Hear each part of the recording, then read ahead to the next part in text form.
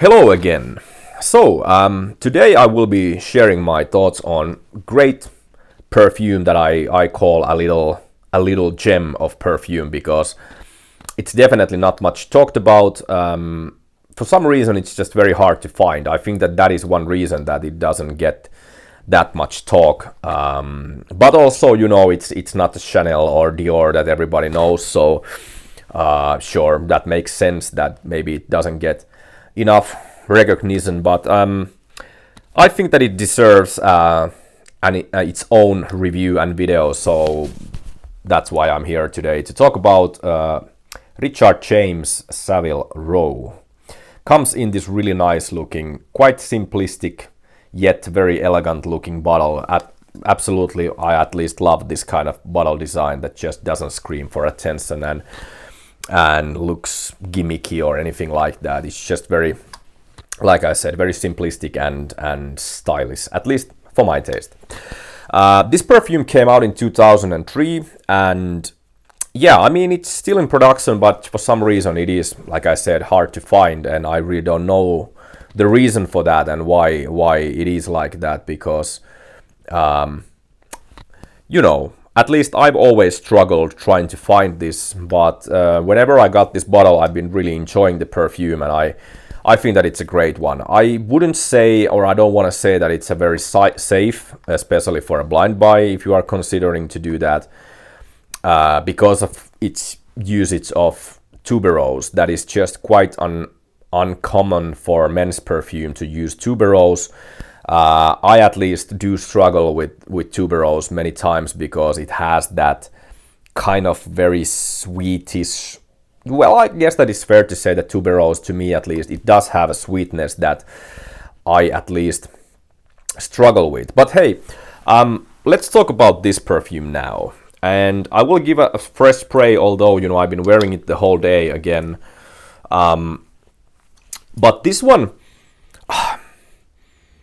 it starts very tuberose heavy, obviously, but also there is, this beautifully vibrant and radiant type of a freshness that's coming mostly because of the tuberose, lavender, and some citrusy accords that I find in here. I cannot pinpoint, the citruses and actually much in this perfume anyway, because it's a very complex scent, but it has a bright, vibrant, very kind of happy and uplifting opening because of the juiciness from the citruses, and the tuberose in here, it has kind of spicy element to this, also with the cardamom that just elevates the spiciness more, but also it already has this almost like buttery, creamy type of sweetness in here a little.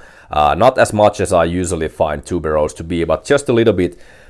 It almost has kind of like certain hand cream type of like creaminess. At least I start to think of a little bit of some kind of like really good smelling hand cream, if that makes any sense. But yeah, I really, really love the opening of this perfume.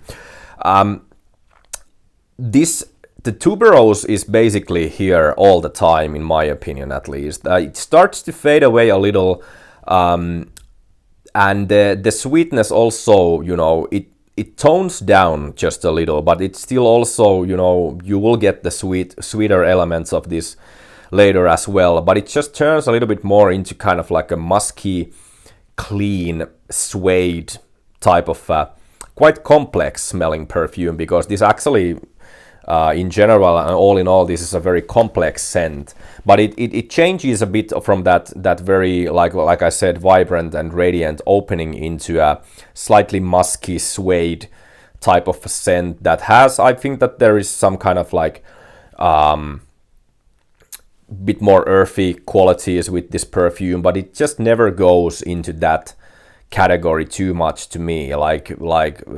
Probably there are something like oak moss or patchouli in here, but overall to me this just stays kind of very clean, slightly sweet, and like I said, buttery, and that suede element just gives a little bit of dryness to the perfume, which is good because this never turns very soapy or anything like that. Even though I like soapiness, but I have enough fragrances that I consider to be soapy already, so it's great that this doesn't, or this is not one of those perfumes. This also has a little bit of kind of, I would say that evergreen type of element that really makes me think a little bit of some nature, or at least the images that I get are a little bit of greenness here and there on some really nice spring morning, fall, autumn morning as well. Why not? Because this has also enough body in it to be worn when it's a little bit colder weather, like today, for example. As you can see, it's late in the evening now. I've really enjoyed wearing this kind of like a slightly crisp autumn day, and also the morning when I started wearing this just seems like a perfect fit for me, at least, to wear this kind of perfume. I consider, like I said, this is basically, I think that it is at least 9 out of 10 type of a perfume for me. That I heavily suggest that everybody, should at least try if you can, because it is quite unusual and unique and definitely offers something else. It has a little bit of overall kind of a classic men's fragrance feel to it, maybe even because of the lavender also in the opening stages. It has a little bit of kind of a, maybe some sort of fougere type of a metallic feel to it, with the spiciness and the freshness of this perfume. But also, it is very unique because of the tuberose touch that this one has. So it's definitely not just another aromatic fougere or anything like that. But yeah, really enjoy this perfume. I think that it's a great one, and I'm very happy to be able to, have a bottle of this and wear this whenever I feel like I want. So I'm interested if you have tried this, or if you are interested. So always I'm interested to hear your opinion and thoughts about this perfume. So yeah, that's pretty much it. And I guess I'll see you in the next video. Thank you for watching, and bye bye.